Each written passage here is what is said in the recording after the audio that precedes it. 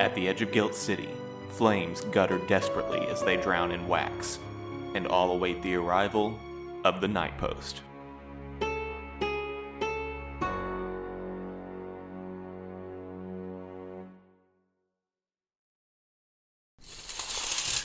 Good morning, sleepyhead.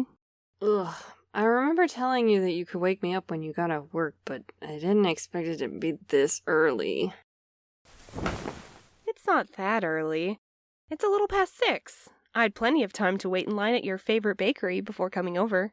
Ooh, I knew there had to be a reason for waking up in the morning. Did you get the blueberry cheesecake scones, or the cinnamon maple muffins, or maybe the... Cherry almond Danish for you, and a bear claw for me. 2 iced lattes with hazelnut and honey. But the decaf one is mine.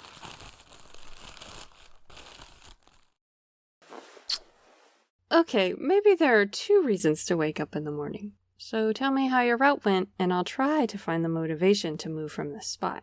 I have a story for you, but it's already tucked into this. You don't have to read it now. I thought you might like to read it tonight, while we're tragically torn apart by my duty to the post. Another letter? You know, we could always talk about things instead. But I like writing letters. I can collect my thoughts in one place and hopefully make a few of them make sense. Dearest Will, I hope you aren't tired of letters yet, but I thought I would write one for you to read while I'm en route tonight. Take the time to take care of yourself this evening. Try to get a good night's rest. I know work's been stressing you out lately. Is there a branch of the post that doesn't have someone's foot on it, testing how much strength we have before we break? Isn't working for the Night Post hard enough without all these extra regulations? Everyone at the station is exhausted. I don't know how Milo is managing to cope with finding Ashley only to lose him again, and Val? I'm not sure how she's doing. It's understandable, but she's been angry and distant ever since. Well, angrier and more distant than normal. I want to give her space if that's what she needs. At the risk of upsetting her further, I've been trying not to smother her, but I want her to know that she isn't alone. We're connected by more than just our positions at the post, and she doesn't have to process everything that's happening without help. I haven't been able to forget what the stranger said to me on the road. I've been writing down my dreams so I don't forget them, but I won't put you through the misery of listening to me talk about them. In case these dreams are actually messages or omens, I want to be able to remember them. I wouldn't be surprised if my path crossed with that ghost cowboy again. Once Skelter spirits have taken an interest in you, it's hard to avoid them. If I see them again, maybe I can think of the right question to ask, or they'll give me more cryptid clues, and I'll be even more confused than I am right now. What did they mean? They hope I'm luckier than my father? The post didn't share much about my father's death. They found him in his truck one morning with his forehead resting on the steering wheel like he'd pulled over for a quick nap. The report said he died of natural causes, but he wasn't that old. He didn't have any underlying health conditions that I knew about. Now I feel stupid for not pressing the post for more information, but at the time I was overwhelmed and grieving. Am I naive for not demanding to know more? It might be nothing, but I'm going to talk to Nick and ask if he remembers anything that might not have been officially reported. I'll let you know if anything comes of it. Hopefully I can catch Nick at a good time. I wonder if he'll like the chocolate croissants from that bakery you like. Please let me know if you get tired of work stories. I don't want to bore you. After a while, these peculiar events can start to blend together. What's another night without a boggling encounter with an unearthly being? Or a horrifying sight that I'll force myself to forget before it causes me nightmares for the rest of my life. And now we're supposed to fill out these reports about strange occurrences? But where do these reports even go? Who reads them? They should hire me to do the job. I'd be bored behind a desk all day, but it'd be infinitely easier than running routes myself. I can imagine reading over the rushed end-of-the-night reports and reprimanding pigeons for venturing down dark lanes or peeking into houses through open screen doors. No! Don't go in there, stupid! It's full of skeletons and poisonous frogs. I'm not great at taking my own advice. I'm sure sometimes it sounds like I get myself into these messes. Am I too accustomed to danger to accurately calculate the possibility of my survival? A few nights ago. It was extremely foggy, and without headlights, it's hard to see where I'm headed. I spent the entire night squinting into the darkness, trying to distinguish gray shapes in the hazy moonlight filtering in through the wispy clouds. Luckily, I have a portion of my route memorized, and I was able to find my way without getting too lost in the process. The fog worried me, and soon it's going to be awfully cold riding around on horseback. I want compensation when I inevitably get sick. I demand the night post fund my broth and my cough syrup. I will protest outside of Nick's office until I receive proper health care, or at least a coupon for the pharmacy. At least for now, I don't have to worry about catching my death on the road. It's still warm enough if you bundle up. I delivered an envelope to an address at the end of a dead-end street.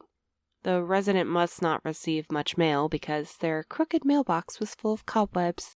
We turned around and I spotted the structure, illuminated by silvery light even through the haze. Its crooked steeple stuck out like a scalding finger. A path cut through the brittle brown grass, as if patrons still walked it 3 times a week and twice on Saturdays. The foliage bent in a mournful prayer in the wind. Why hadn't I noticed this chapel before? There aren't a lot of churches in the Skelter. That's not how folks worship out here. But often enough, a charismatic character will sprout up and build their own temple in a field. It's a shame how folks will prey on other people's fears and their desire for community, using their trust for glory and profit. My father always warned me against these types. He wasn't religious, superstitious enough to follow the same practices that his mother taught him. I can't say how much salt, smoke, and dried herbs can do. I can't see the harm in trying to avoid the wrath of spirits. I turned Daffodil down the beaten path and left her by the wide double doors, hanging open on their hinges like an expectant, unhinged jaw.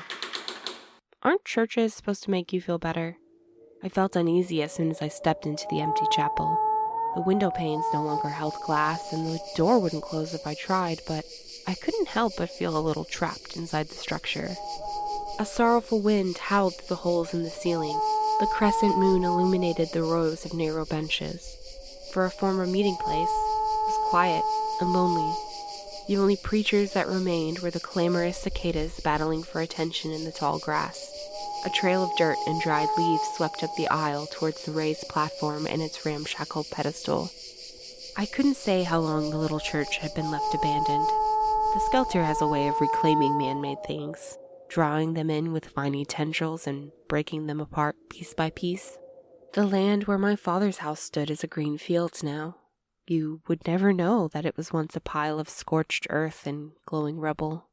I used to love collecting things that had been transformed by the Skelter. Broken glass rounded by raging spring-swollen creeks. Patches of fabric blown free from laundry lines and worn near transparent by the rain. Or metal scraps red with rust and bent, almost invisible amongst the rocks.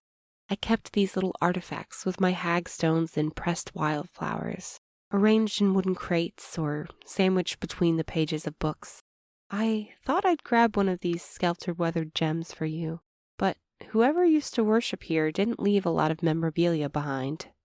There was a torn fragment from a flyer with a legible text and an illustration of 2 outstretched palms. A charred patch of wood stretched across the front of the stage like a black scar. The remains of a piano rested in the corner, the remaining keys covered in a fine gray dust. The boards winced under my weight, but the platform seemed stable enough. As soon as I stepped up onto the stage, a force pushed me back. It felt like a firm hand on my shoulder, and the physicality of the invisible touch was more than enough to tell me it was time to get out and get back on the road. I turned to sprint down the aisle, but something tripped me, and I fell into one of the pews. Splinters and dust welcomed their way into my clothes, and when I tried to get back to my feet, I felt the pressure on my shoulders, encouraging me to return to my seat. "Greetings, little sister. Did you come to hear the message?" A man's voice reverberated through the empty hall, bold and smooth, louder than necessary for an audience of one. Behind the pulpit, a man appeared in the swell of an inhale. He wore a pressed white suit, covered in countless reflective silver beads and heeled shoes that clicked when he stepped. His smile was faultless, shining bright white even without a light. I didn't want to risk angering whatever spent its time lingering in a dust-coated chapel, but I obviously wasn't interested in whatever message they had to share with me. No thank you. I was only stopping by. I've got a long road ahead of me tonight, and I wouldn't want to take up any of your valuable time. I tried to excuse myself as politely as possible, but when I stepped into the aisle, I felt something take my hand. Unseen fingers interlaced with mine, and I couldn't shake my hand free. It wasn't an aggressive gesture, but I felt myself being led to the front row of the pews. As I passed empty rows, I heard a collective of voices whispering. With every step, the preacher beckoned me closer, until I stood by the first row. Invisible hands touched my back, my shoulders, my arms. They felt oppressive. It'd be funny how much power these mysterious spirits have if it wasn't so terrifying. Little sister, your body and spirit are in danger, but we can show you the path ahead. Isn't that right, folks? An uproar erupted all around me, clapping and stomping that rattled the floorboards under my feet. The preacher didn't wait or care for a reply from me. His heels clicked against the stage, a practiced dance. I tried to walk away from this nonsense, but the disembodied hands were firm and warm against me, holding me in place. What would it take for the spirit to let me leave? There is no future for this blighted land. We must hold on for the glittering tomorrow. The birth of a new way is coming. Are you ready to accept it? As he spoke, light beamed behind him through the shattered windows, as if the moon lowered herself to listen. None of this spirit's sermon made sense, and I was losing valuable time to complete my route. I shook my head. Thank you for the offer, but I've got to get back on the road. I tried to make my voice sound firm, assertive, but that's a struggle for me. The spirit let out a cry, and it echoed like thunder through the chapel. Oh! A pigeon should know the natural order of things. How can you be so ignorant? When that fury was directed towards me, accompanied by the click of boots, I couldn't help but be intimidated. Whatever power this spectral preacher had, it was strong enough to influence a host of disembodied hands and voices, all of which seemed willing to scold or cajole me in hollow whispers. Pay attention, foolish child. This spectral pastor placed his hands on my shoulders. It felt like his touch sizzled through my jumpsuit and seared my skin. My flesh felt like it was bubbling like a fine film on the top of a boiling broth. I thought my legs might collapse underneath me. My vision blurred, and the glittering spirit wavered like gray smoke in front of my eyes before everything blinked into darkness. It's hard to explain the kaleidoscope of images that flashed through my mind, pain seizing with each flicker of vibrant impressions like a migraine.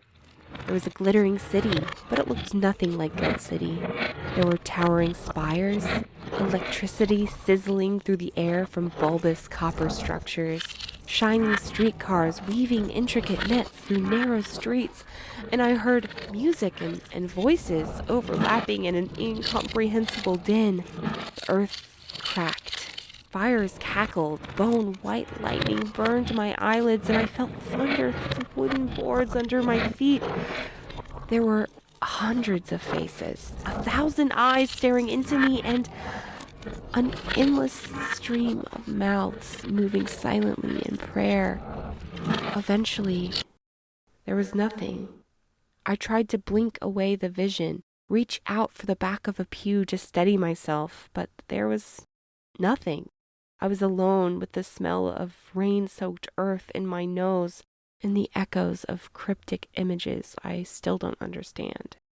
When my vision cleared, I blinked away tears and stumbled out of the ramshackle chapel. I steered Daffodil back on the trail, setting our pace to leave the structure in our dust. Why did that con-man-coated preacher type show me that?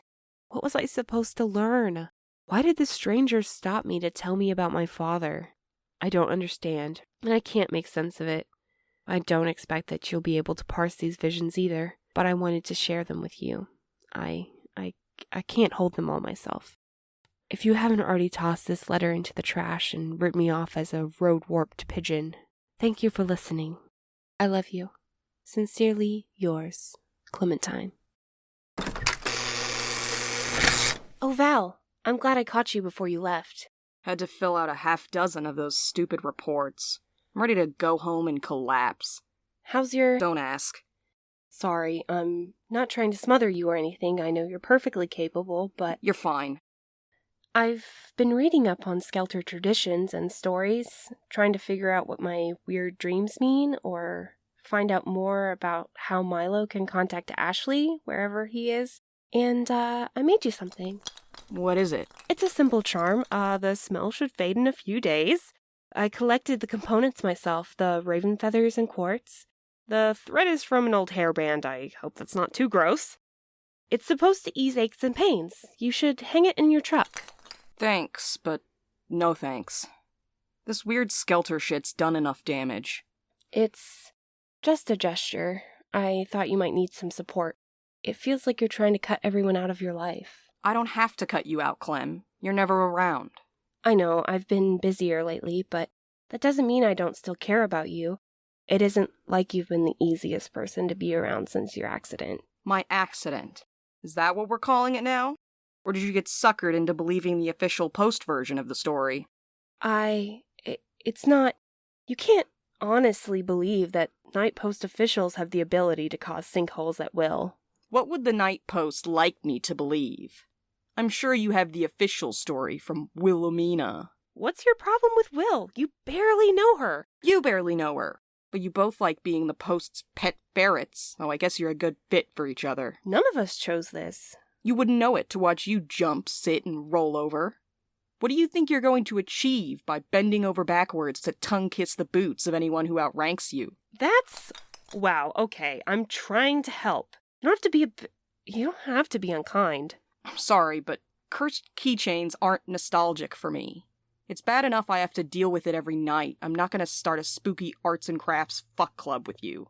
The Skelter and its traditions, they aren't all bad. We can learn from it, and it can help us if we let it. These are my roots, Val. They're my fucking roots, too. Or did you forget? No one understands the shit out there, but I can tell you this much. It's fucking bad. We all almost died, Clementine. I don't want a fucking part of it. You could have just stopped at no thank you. Aren't we supposed to be supporting each other? Watching the sun on your shoulder, or whatever? You know, you have an awfully romantic view of the Post for a girl who lost her whole family to it. What has the Night Post done for you except take and wait and take again? Are you and Will family planning? You've got 2 slots to fill amongst Guilt City's finest couriers. That's uncalled for. Is it? Or do you just not like to hear it? I used to wonder why you didn't have any friends at the station, but now I know why. I was better off on my own anyway. I'm glad you feel that way, because that's how you're going to end up.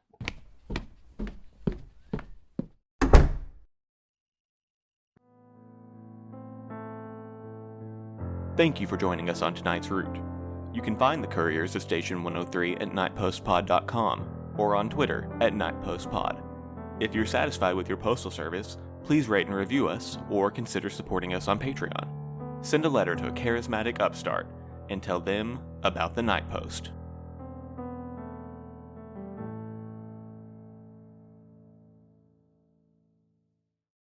Hello. Wait. Hello? Welcome to Echo Box, your favorite hotspot for all the Limpangas. My name is Echo, and I'm here to tell the truth, the whole truth, and nothing but the truth.